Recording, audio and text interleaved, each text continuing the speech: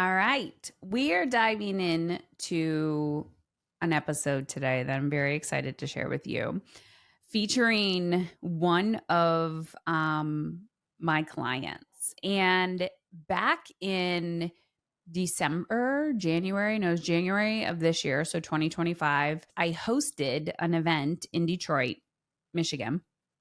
And I had this idea, and I'm probably going to do more of this, where I teach my storytelling framework. So, this is played off of a framework that I was taught when I was writing my book, Dying to Be a Good Mother. And over the years, what I've noticed, like post writing my book, is when I teach the storytelling framework or teach my clients or people who are in my world how to tell really good stories, it is not just a communication tool, but it is also an effective healing strategy. And so you're probably going to hear more and more about this. So the reason why I'm telling you this is because at that event, I had all the women write stories, and Kellie wrote a story, and it was a beautiful story. Everybody at the event was crying, and we voted, and Kellie actually won the vote. And so the next day we went into the podcast studio and she told her story again. And then we talked about her journey of working with me and all the things. So you're going to hear in today's episode, Kellie talk about, the grief she didn't expect after becoming a grandmother.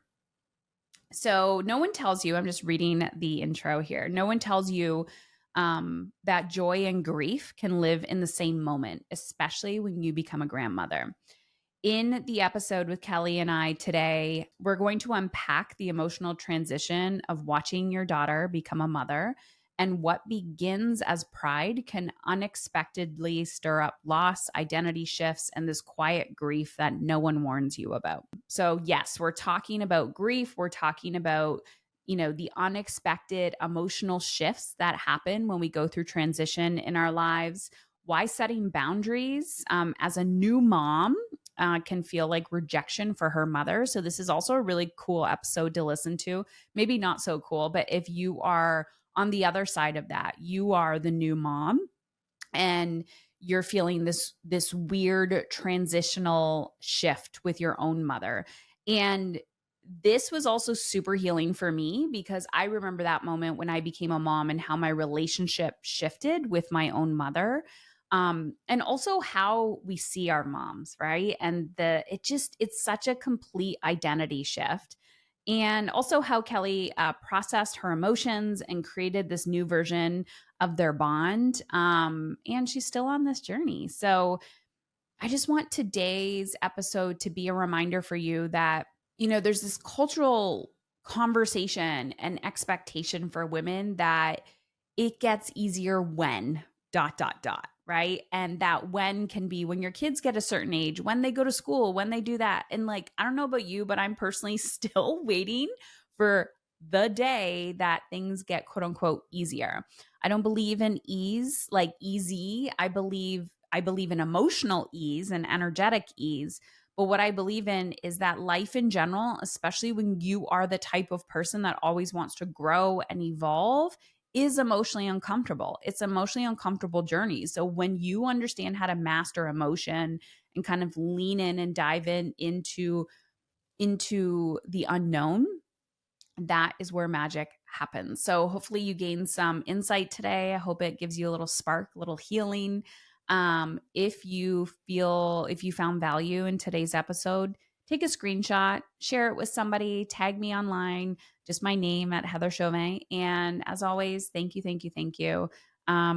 We just never know the impact of telling our stories. And I truly believe that's where the magic happens. So let's dive in.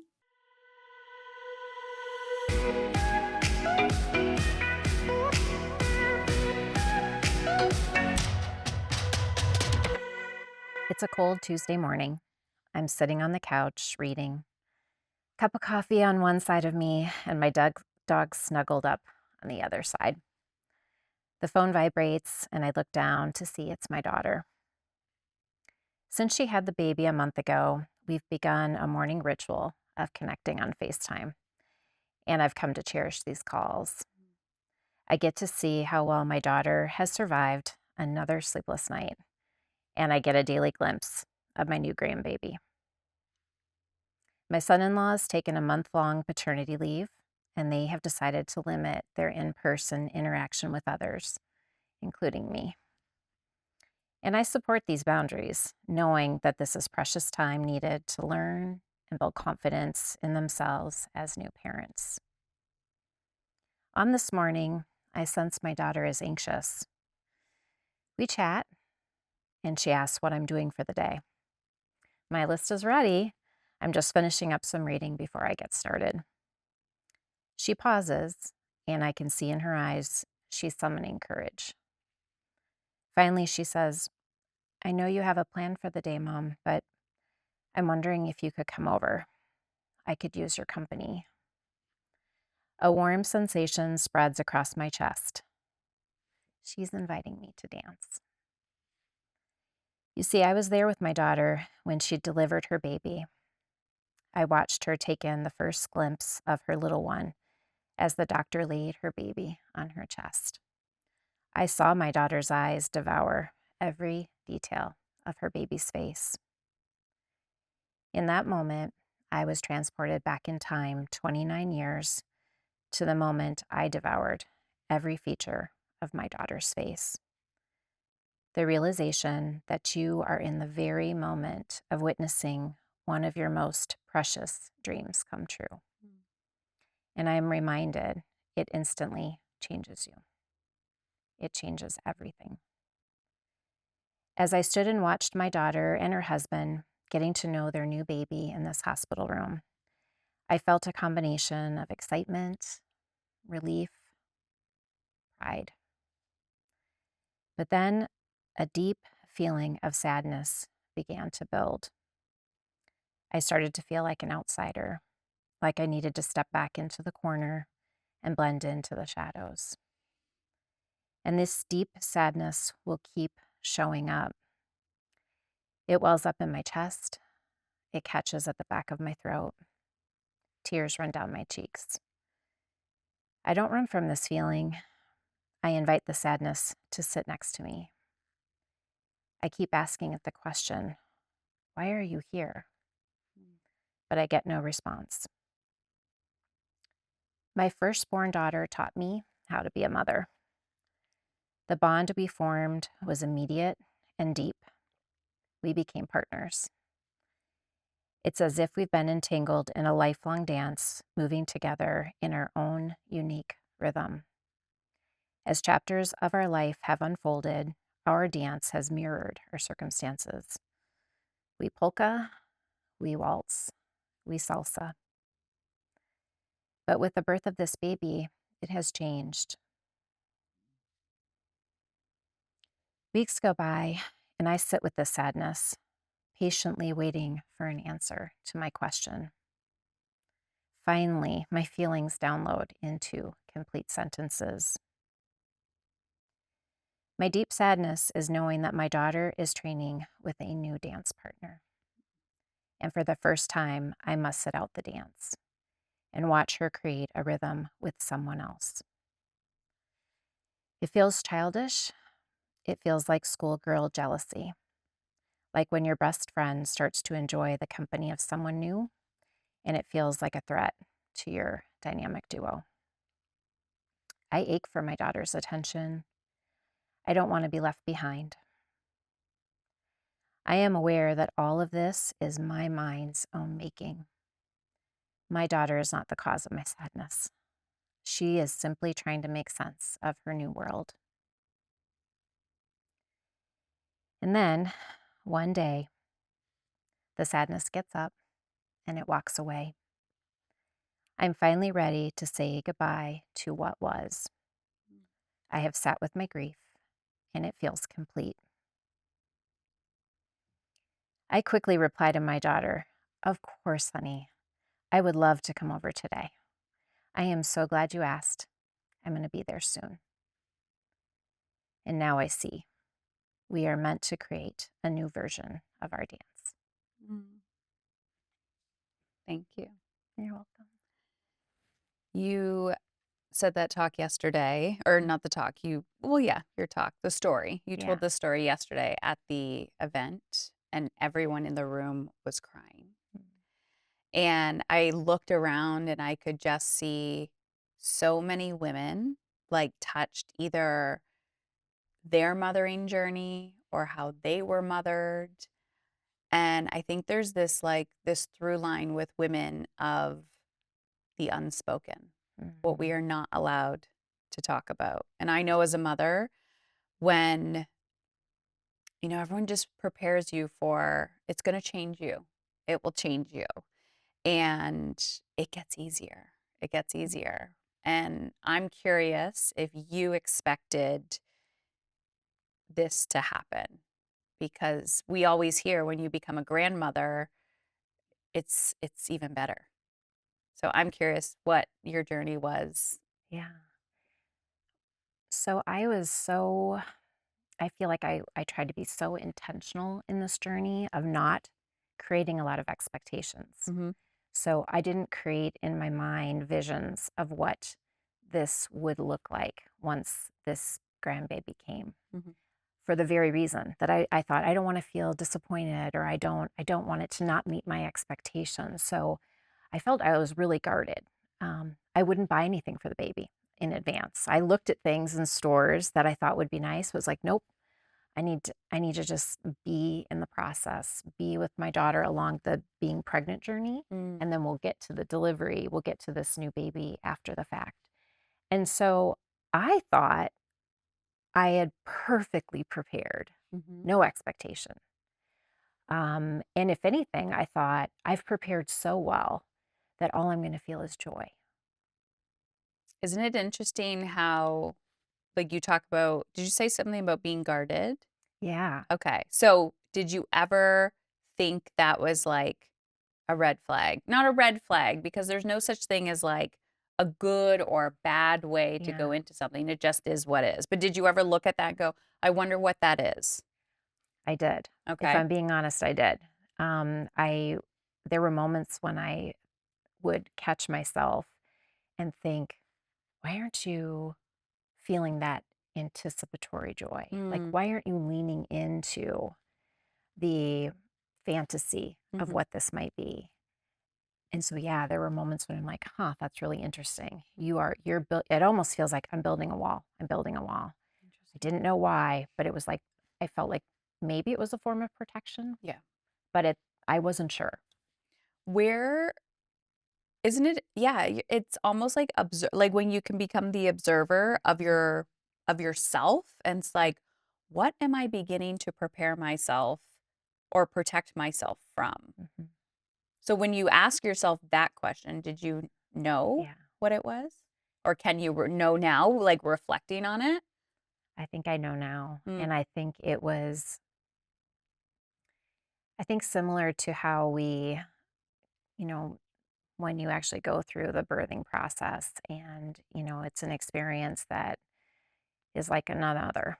Mhm. And y- for me, I guess can't speak for others, but, I'm able to shut some of that the biggest discomfort down. Mhm. So I was able to go through, had another baby, right? Like Mhm. the hardest parts you can like shut down. Yeah. And I wonder if what I was doing is subconsciously, Mm.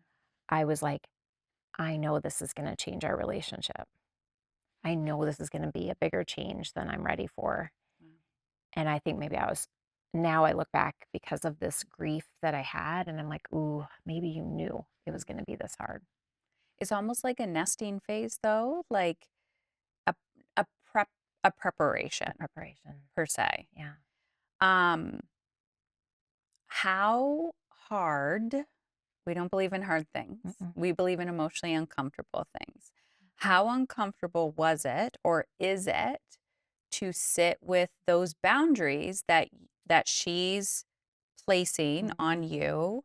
And it sounds like you respect her boundaries, Yes. but to sit with your emotional discomfort as she's holding a boundary with you.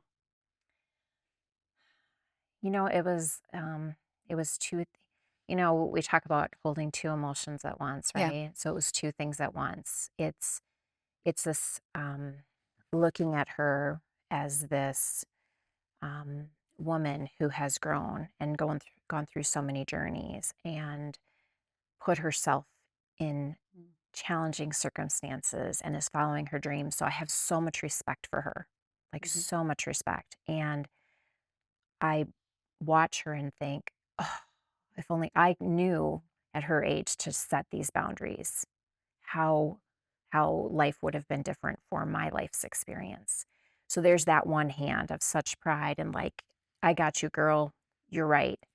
And then there's this other side, like, this is my baby girl. Yeah. I've been with her through everything. And it is first really painful to feel this separation. And then it feels shameful to be feeling this way about having a brand new grandbaby. Like, Yeah. what is that? Yeah. Like, I never entertained I was going to feel like I was losing something. I only thought I would feel like I was gaining something. Have you told your daughter how you feel, or would you read that story to her? I'm going to read the story to her. Mm. I'm going to read the story to her. It's writing the story for me.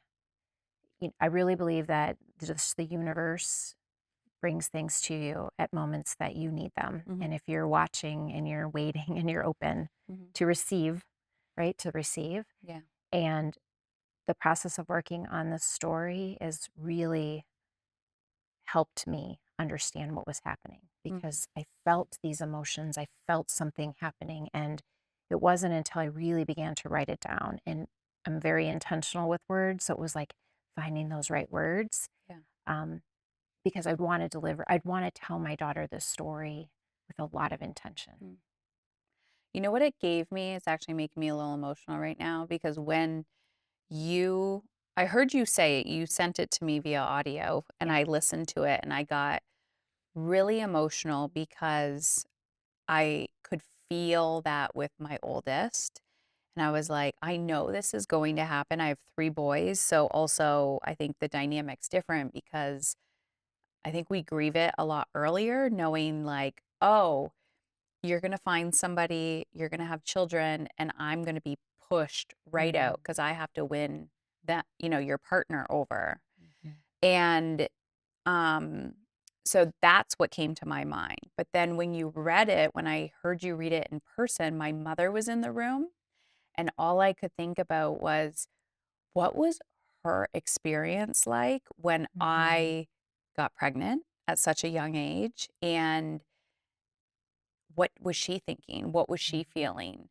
And I not once really thought about her experience because I was so angry at her. And I know for a fact that if she came to me and read something like that, even if it like you're a beautiful writer and you said it so beautifully, but even if she just shared a little bit with me, I think that would have been so incredibly healing for our relationship and would Mhm. have at like fast tracked years and years of anger that I held on to. And that would have been such a gift to hear that from my Mhm. mother. Yeah. Yeah. Yeah. You know, I've thought about my mom as I've gone through this experience. Mhm. And I, my daughter and I our approach to life is so similar. And we are very much like, if I don't know it, if I don't know how to do something, like, just get out of my way. I'm going to figure it out. Yep. And I tend to go internal. Like, I'm determined. Mhm. And I will then isolate Mhm. until I feel like I've got my feet on the ground. Yep. And I was trying not to make comparisons of my experience with what my mom experienced, but I've had moments of, this is what my mom experienced when she was the one watching me, Mm. because I know I isolated and I needed to do this for myself. And I literally, Heather, for a moment flashed through my head and I thought, dang, karma's a bitch. Like, It is. I'm getting it. Like, Yeah. the universe is like, you are now having your moment. Yeah. Um, And that for me was like, oh. And it's interesting too because, and I really do feel this way. I've felt so much shame in these feelings, and I never had another, woman tell me Mhm. like, oh, I I felt anything other than this was so joyous. You've never had anyone tell you that? Like, it's always like, "Oh, my grandbaby Yeah, came," and it's all until the this. oh, sorry, yeah, it's all the, the positive stories and all Mhm. the emotional things that are, make you feel so lifted up. Yeah. And I don't know anyone has ever told me like, "Oh, this was really painful in this particular way." Again, it's like these secrets or lies, and I don't think we're doing women any service by not telling the truth. But at the same time, can people articulate and communicate? Could our parents Mm, and grandparents articulate what they were experiencing?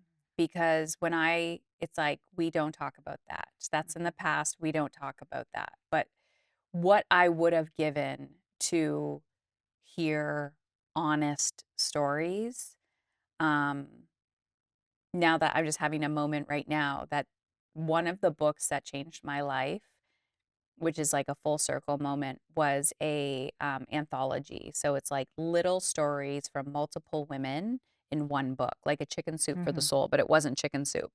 It was called You Look Too Young to Be a Mother. And it was these little short stories from women who had children young, and they were success stories.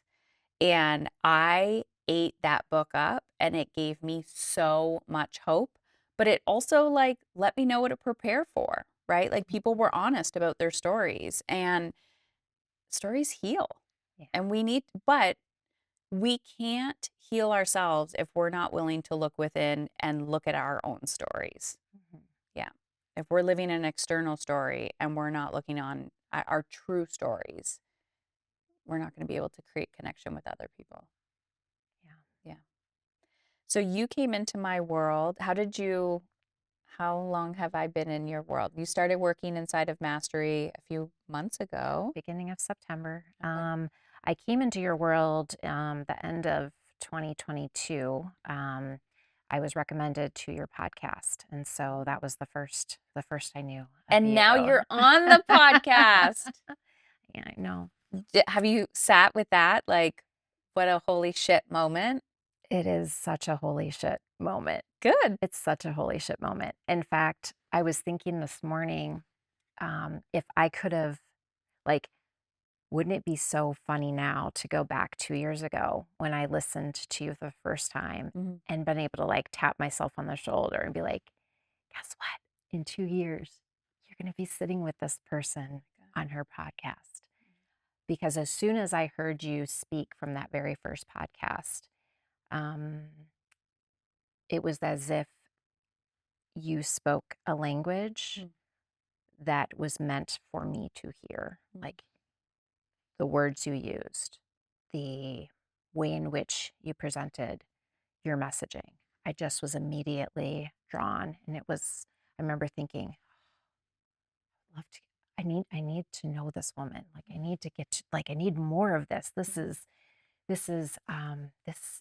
feels like she's speaking to me at my core. mm. Um, What was it?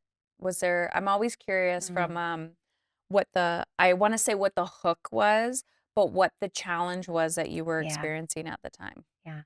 So the podcast that I was listening to, you were talking about um,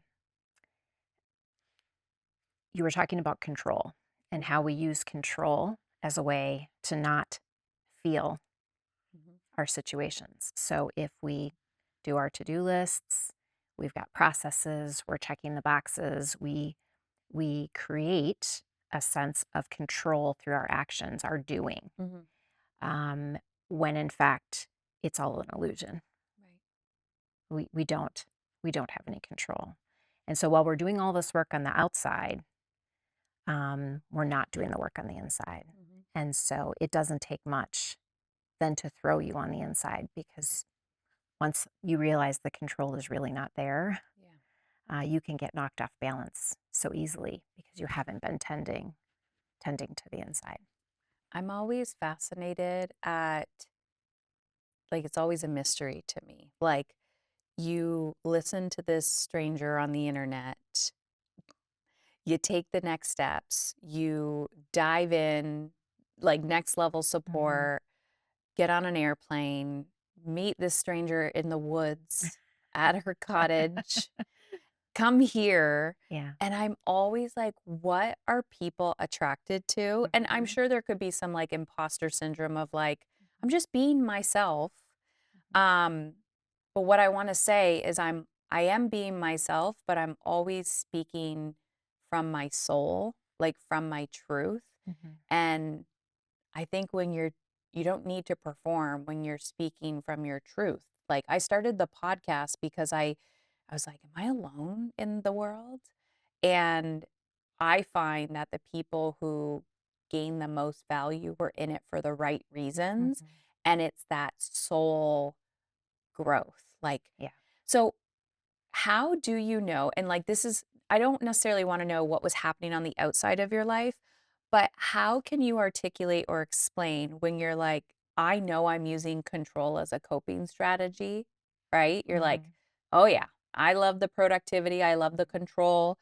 How did you know that that was a quote unquote fracture? How did you know that that was Mhm. something you were coping with versus the reason why I'm asking you this is because someone that's listening that's like, "Oh, that's not my issue. I don't have that issue." Mm. Because I could have two people with the exact same challenges, relationship dynamics, and it's almost like one is willing and ready and the other one is like, "Oh, that's not me. That's not me." Yeah. Like there's a wall there. So how did you know internally that it was time for a shift? Yeah. So I think, having, worked in a professional environment for 30 years, the past 15 of which in a really stressful organization, or a stressful position in a publicly traded company. I worked for people in the C suite, board of directors. So there was always a lot to do, high level of expectation, high level of professionalism. I've got 3 kids. I'm married. From the outside, it could have been seen as, gosh, You got it you got it all. all. Yeah. And the culture that I was in, part of the presence it was expected that you bring is calm. Mm, It's professional. You problem solve without sweating, yeah. that people can see. Yeah. And I remember just reaching this point where it's like, I can do a to-do list like nobody's business. I can perform and perform and perform. Mhm. Why do I feel so unsatisfied? Mm, Why does this feel so bad? Why? And I think, coming to work with you is this realization that I don't want my value to be my production. I don't want that. Doesn't make me feel whole. That doesn't bring me energy. It's just endless. mm, It's the hamster on the wheel. You just keep going and going and going.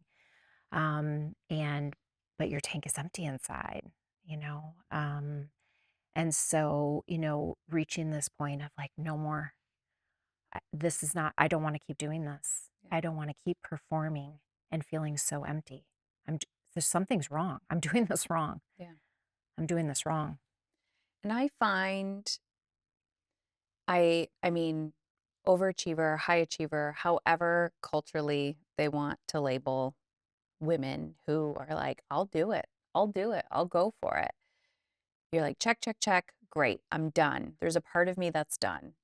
That is a superpower in the sense of like, we still need those traits. We still need to take Mhm. massive action. We still need to lead. But just pulling it back a little bit, looking from the inside out, right? Mhm. So going back to that question of I'm not satisfied. I Mhm. can't continue to do this, and then where you are now, knowing it's Mhm. just been like a handful of months, Yeah. what has been surprising to you? Two questions. Yeah. What has been surprising to you about this journey? And what has been, this feels vulnerable, what has been surprising to you about coaching with me? Mm.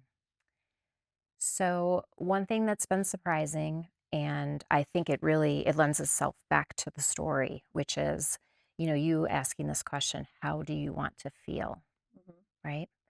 Not what am I going to do today Mm. to feel good?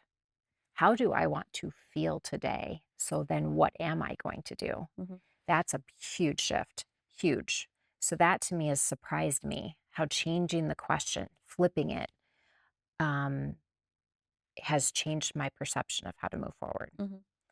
Um, the other thing that has surprised me about working with you specifically as a coach is that um, it's this conversation of you're circling the pool, you're circling the pool, you're circling the pool. Are you going to jump in? And knowing that you still get scared, Yeah. you still can circle the pool, but you're like, damn it, I'm jumping in. I'm facing the fear. I'm running toward the fear. Yeah. And that after all this time of doing this, you can still feel that way. Mhm. It is not a stop sign. Yeah. It's not a stop sign. It's a like, okay, you know what's coming. Just keep going, Yeah. keep going. And that to me is like, it's this conversation of leveling up. Of course, it's going to be scary. It's not a stop sign. Mhm. Yeah. I feel like the journey is always like, it's always parallel, like where I'm at, or